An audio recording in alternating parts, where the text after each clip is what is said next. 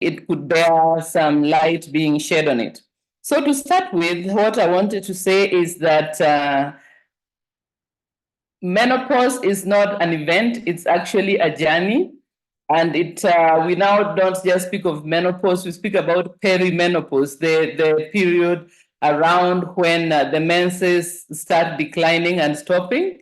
And then the life after that, when the hormonal makeup of the woman changes.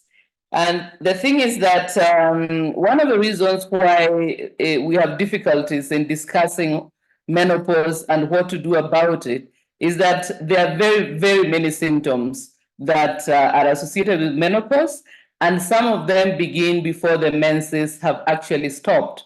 So a woman might be still having her menses, but at the same time having some of the signs of menopause and would be a bit confused about what is going on. And because there is such a wide variety of these symptoms, sometimes there may be a bit of a dismissal about it, and even the person themselves might be wondering whether something is wrong with them, whether they have got a sickness, or whether it is a menopausal symptom or what. So some of the signs that are probably more common, and definitely these are only a very few of the ones that are out there, is hot flashes. I think these are well known. Also, night sweats, which is an occurrence of heavy sweat, sudden heavy sweating in the night.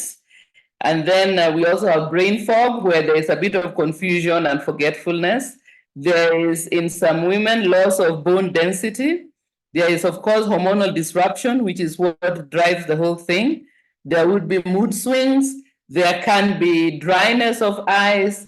There can be discomfort in sexual intercourse. There can be periods of anxiety, prolonged periods of anxiety. There can be toothache that suddenly comes out of nowhere. So just to say, there are very many different signs of menopause, and it also varies from woman to woman. So what my suggestion would be is that if a woman has already reached her 40s, maybe 42 going 3 and so on, if you notice something that is not part of your normal way of being, maybe an odd thing that is happening, like let us say heart palpitations, it could actually be the beginning of signs of menopause, because heart palpitations are also associated. But of course, heart palpitations could have other reasons. But if you start noticing certain odd things that were not a part of your life before, it could actually be linked to this. So just be aware, and maybe the best plan would be to have a discussion with a gynecologist. Maybe if you get an understanding one, they may be able to shed light and discuss how you can be helped. And one of the ways that some help can be obtained is through hormone replacement therapy, what is referred to as HRT. But HRT is beneficial for some women and might not be beneficial in the same way for all women, because all this is quite subjective. So it is good to discuss with the doctor the pros and the cons, and to decide for yourself whether you want to embark on that therapy or not. Just to say also that the research had some conflicting information before, but I think things are getting clearer now. So I think it's a good plan to visit a gynecologist once menopause has begun or perimenopause has begun, and discuss what options are there. Then there are certain lifestyle things that actually can worsen the difficulties that are associated with menopause. And for instance, if one is overweight, it can make the symptoms worse, which means that once again, another reason why we should try to maintain a healthy body weight. And of course, we can't start with the onset of menopause. It's something that we should always have in the back of our minds, because of the important role it plays in different aspects of our health. So being overweight can worsen the problems. Because of symptoms like hot flashes, it would be a good habit to dress in layers, so that it is easy to remove some of the layers of clothing. So, for instance, if you put on a vest or something thick and then other clothes on top, if you suddenly start getting very hot in an awkward place, then you don't have a means of getting rid of some of the clothing. So, to just keep in mind that as you're dressing up, think about how easy it will be for you to remove. Maybe you can put on a jacket and a scarf, because these are things that you can easily take off, and put on lighter things that if you start getting hot flashes, you can actually comfortably remove some of the layers and cool off. Then another thing, and here for those of my sisters who are married, you might need the cooperation of your spouse, because another area of problems is in the temperature of a bedroom. So you may find that as you go into menopause, you would like to sleep in a much cooler room than you usually would have been sleeping in. So you may want the windows to be open. In my case, for instance, I have the fan on throughout the hot months. I just keep the fan on for two reasons: to keep myself cool, but at the same time, also the sound of the fan helps me to stay asleep. Because that is another thing that can happen with menopause, that you may start having difficulties staying asleep or falling asleep. So what you might find helpful is background noise, a dull kind of noise that helps you to maintain sleep. And of course, as I said, ventilation might be important. Unfortunately, your husband might be finding it very cold. So the temperature that might be comfortable for the woman undergoing menopause might be too cold for her husband. So in this case, you might need to find a way to work around it, maybe to have some warmer coverings for the husband and something lighter for the wife, so that each person can try to maintain comfort.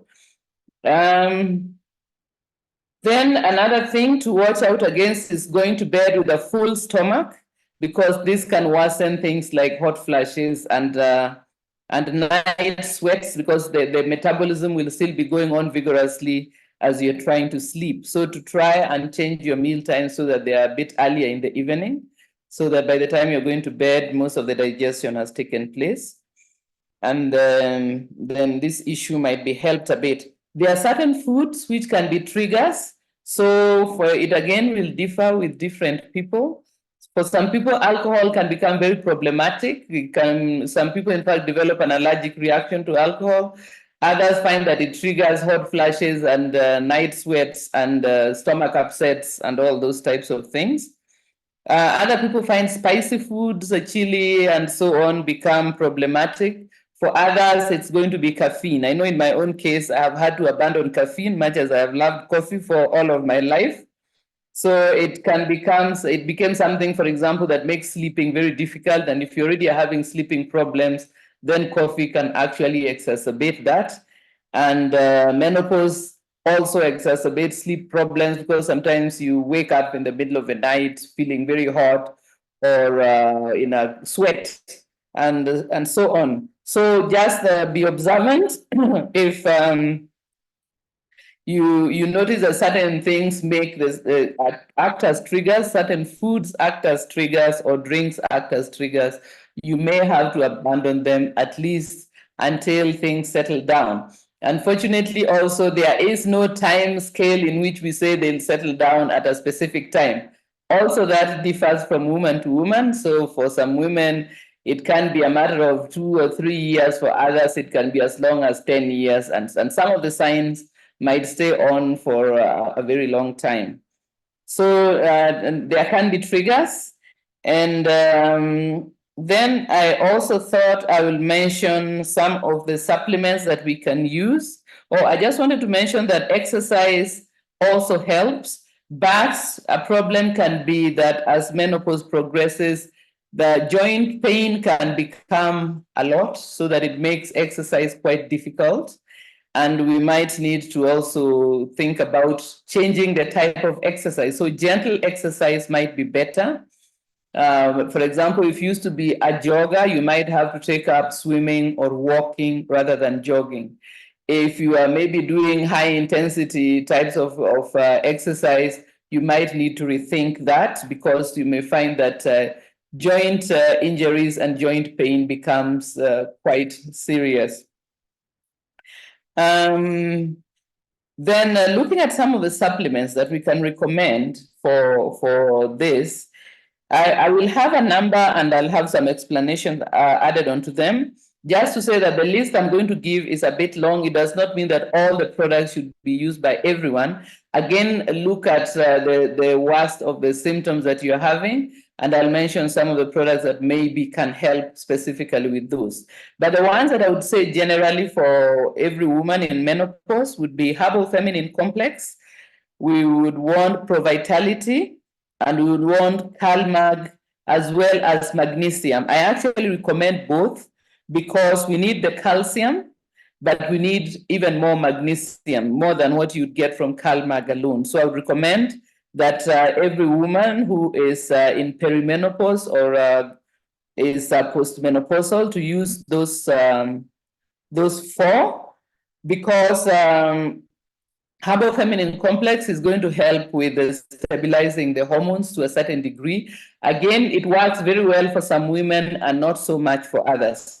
Pro Vitality has got important supplements in it that will be very helpful. For example, omega-3 salmon oil will be helpful with those joint problems that I mentioned. Things like carotenoid complex will help with stabilizing the immune system and supporting it. Of course, the multi is going to help with giving, supplementing all kinds of minerals and vitamins in small amounts. So Pro Vitality, very important. Herbal Feminine Complex. Calcium, very important. It's important for maintaining the skeleton because as we get older, some of us may start having bone density loss, which means that calcium will play an important role. Things like toothache would be a sign that actually we are not getting enough calcium. In fact, this happened to me, and I only came to realize later that because I don't drink milk and many of the things I eat are not a good source of calcium, I actually was getting a bit low on calcium. So calcium, quite important. And just to mention that the body absorbs calcium better when we have enough vitamin D. So vitamin D, the sunshine supplement. So if we are taking CalMag, we need to also either have good sun exposure. If we don't get good sun exposure, we should consider supplementing with vitamin D so that we can get the full benefit of the calcium we are supplementing with. Magnesium, also very important, is helpful with excuse me, with muscle relaxation. It's helpful with mood stabilization and with quite a number of other systematic things that go on in our bodies. So I would say that magnesium is another important addition to our supplement complex for all women who are undergoing this coming of age process.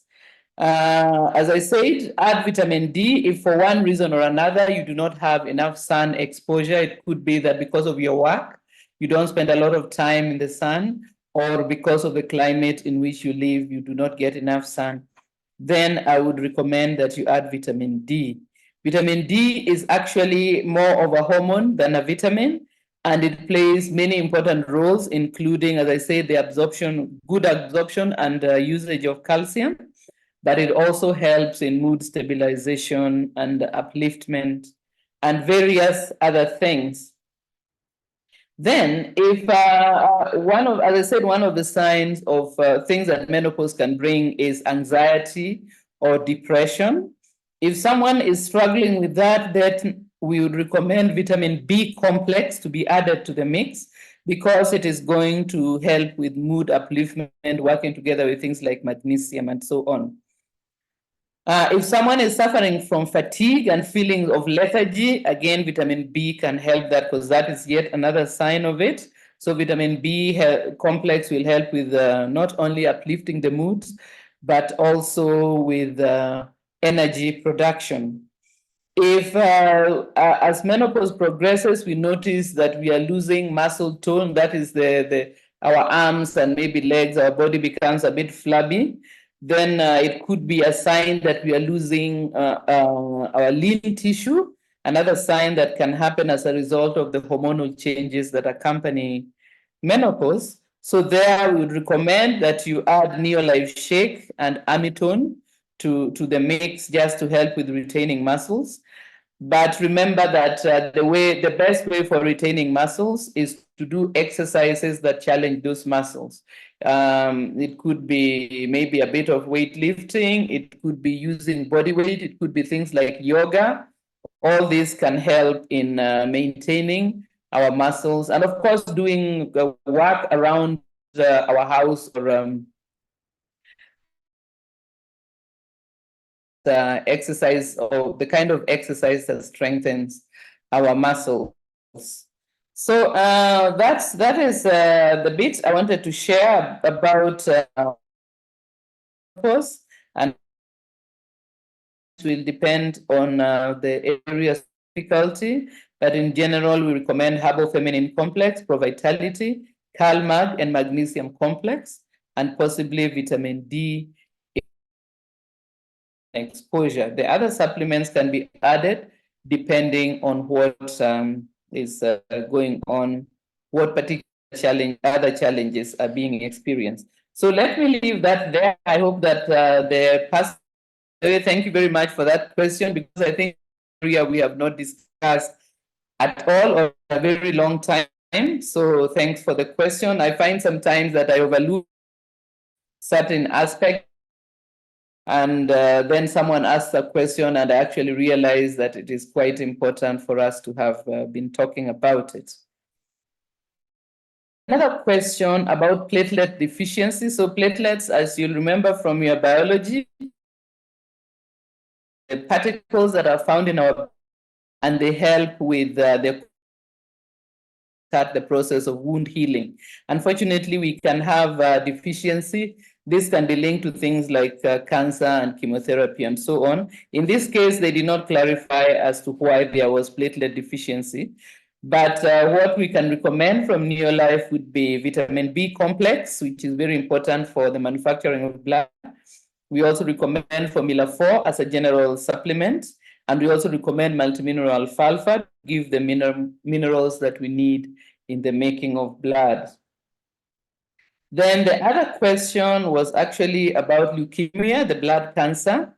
So someone wanted to know what we could recommend for on various occasions before. Our main supplement for cancer is Phytodefense, which is a healthy supplement that contains 6 items, of a variety of plant nutrients. So what you get from a large amount of healthy plant nutrition, you'd get from Phytodefense as a good supplement for this, and it helps the body in fighting and recovering from cancer. So Phytodefense is number 1. I would also add the Neolife Shake, because often when people are struggling with cancer, they may lose appetite and may have a soreness in the mouth that makes eating difficult. So Neolife Shake is easy to take, gives them a good source of protein to supplement whatever they are able to get from their food. And then I would also add their omega-3 salmon oil to help with various aspects such as inflammation and so on that can accompany this very serious illness. So Phytodefense, Neolife Shake, and omega-3 salmon oil. Then another question was about a pelvic hernia. So a hernia is a hole that forms in the thick membrane that is supposed to keep the contents of our abdomen in place. And sometimes if a hernia happens, then it may be necessary to have surgery. So my first recommendation is to consult your doctor so as to establish how large the hernia is, how big the opening, whether the organs can be manipulated to go back in manually, or you may require a surgical intervention. Then to support whatever choice that you and your doctor come to, we would then recommend Neolife Shake. Again, the protein there will help in tissue repair, together with chelated zinc, which helps in repair of internal wounds. And we would also add their vitamin C. which all are targeted towards healing of the opening. But as I said, if the opening is very large, definitely it's possible that your doctor may recommend surgery. But for that reason, do see a doctor to establish what is the best thing to do. Then the next question was about fatty liver and high cholesterol. So fatty liver is becoming something that we hear about a lot online and in discussions about health. And this is because it's becoming ever more common, and it often precedes diabetes because it's associated with problems with our body response to insulin, the hormone that we know about. So for fatty liver, the way to go about reversing fatty liver is first of all to eliminate the problem foods as far as possible. Here, the first two culprits will be alcohol and sugar. So I would say that once someone has been diagnosed with fatty liver, this will have to stop being a part of your life, eliminate them as much as possible, because they are going to speed up the rate of liver damage. Then also reduce severely refined carbohydrates from the diet, get a better quality of minimally processed carbohydrates, because that can also contribute to the problem. Eliminate the use of factory fats as far as possible, and rather opt for better quality healthy fats like nuts and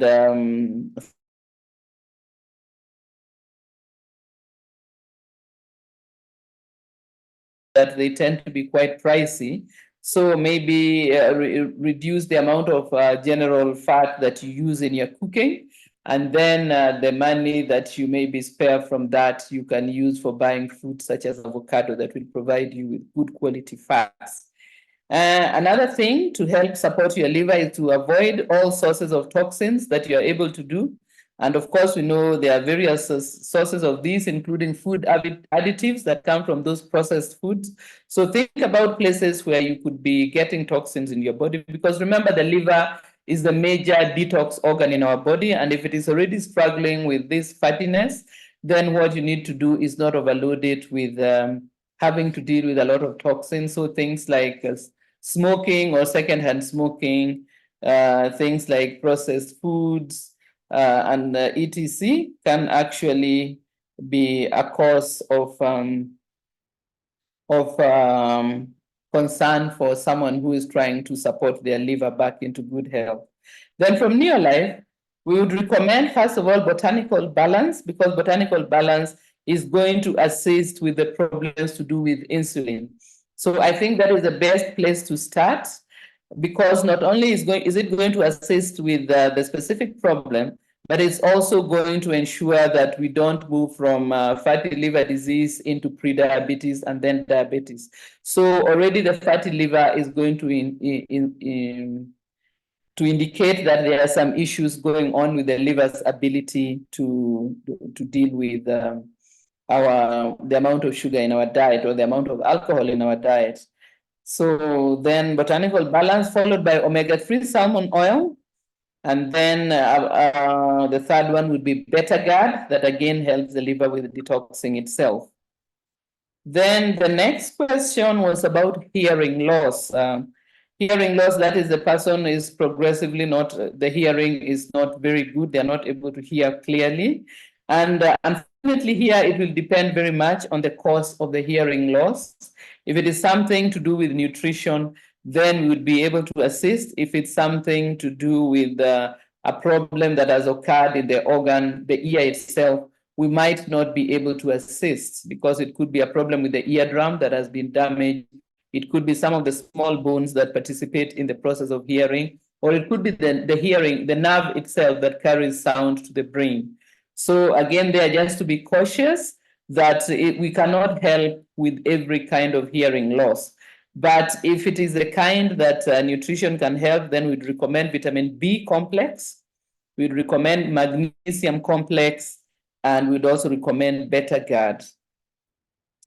Then next is a question I think we had in the last Q&A, And it just goes to show that this is a problem that is becoming more and more common among us, and that is neuropathy, which is the word used for nerve pain. And nerve pain is often linked with diabetes, as well as nutrient deficiencies, as well as toxins. Sources of neuropathy will be issues to do with diabetes and kidney failure. So for it, we recommend magnesium complex to help with that. And we also recommend vitamin B complex. We recommend omega-3 salmon oil.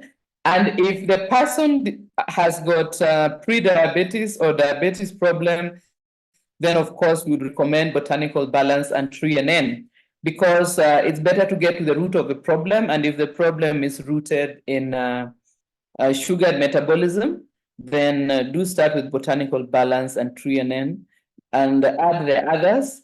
But these two are going to deal with the root of the problem. And as you deal with the root of the problem, you resolve the problem of nerve pain as well. Then I had another question about balancing of hormones in a young lady, young adult. And this, for this, we would recommend threonine. We'd recommend herbal feminine complex, and then vitamin D or good sun exposure, so that they can get their hormones balanced. But also just to mention that in young girls, sometimes it takes time for the hormonal system of the young girl to actually settle down and function normally. So it may not necessarily be a good idea to rush out and put them on contraceptives to balance hormones, because also the effect of starting the use of artificial contraceptives early in a girl's life are fairly cause for concern.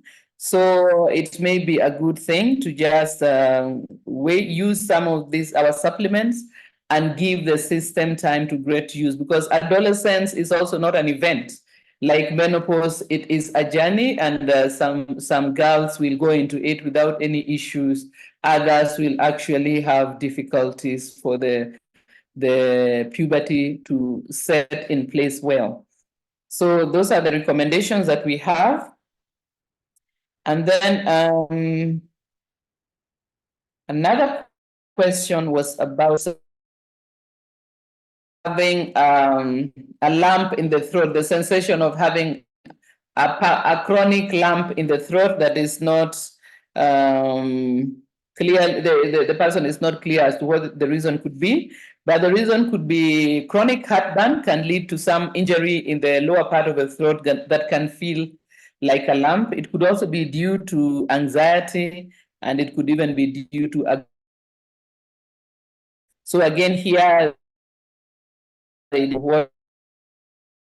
but just to say that depending on because I again would recommend a visit to the doctor to establish what could be causing that sensation of a lump in the throat. And we would then recommend Calmac.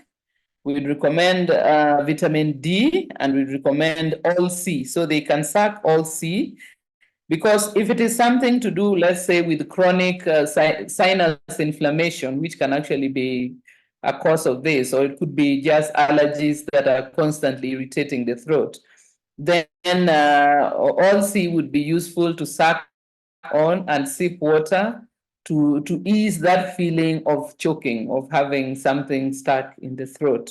So we recommend those three, but as I said, it would be good to establish with your doctor what is the cause of it.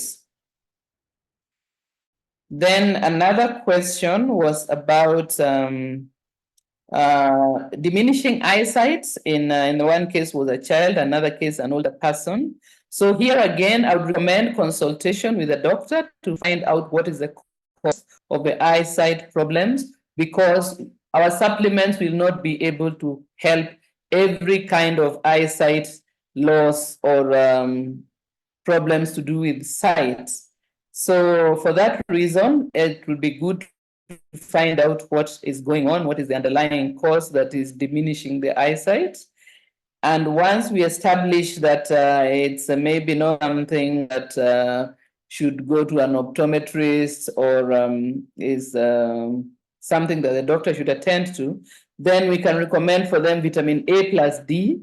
We also recommend carotenoid complex and omega-3 salmon oil. These are supplements that are very good for healthy eyesight. But as I said, it's not every eyesight problem that is rooted in a need for supplements. So I think I'll take one more question because I see my time is up.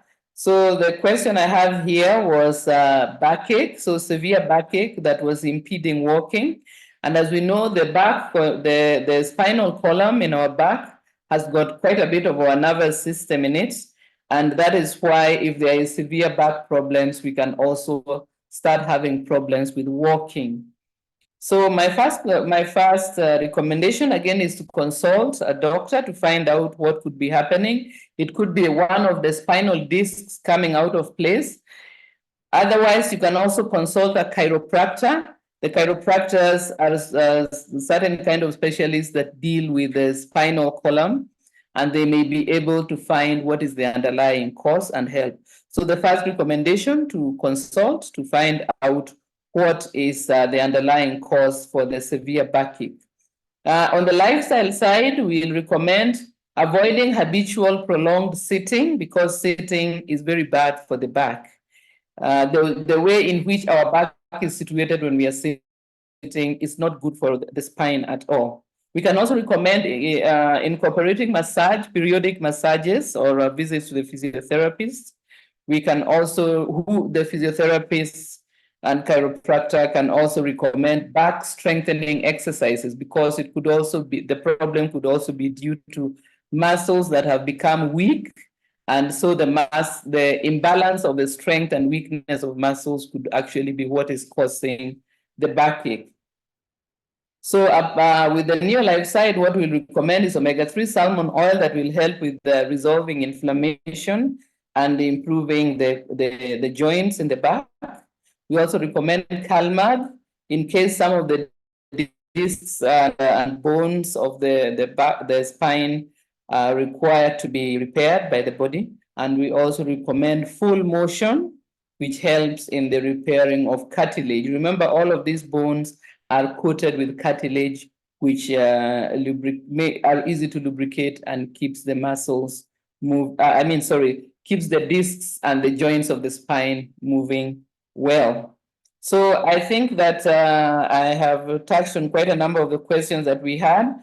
The balance of them, I know I may not have answered some of them, but as you know, we periodically do this, and depending on the volume of questions, we can do another one in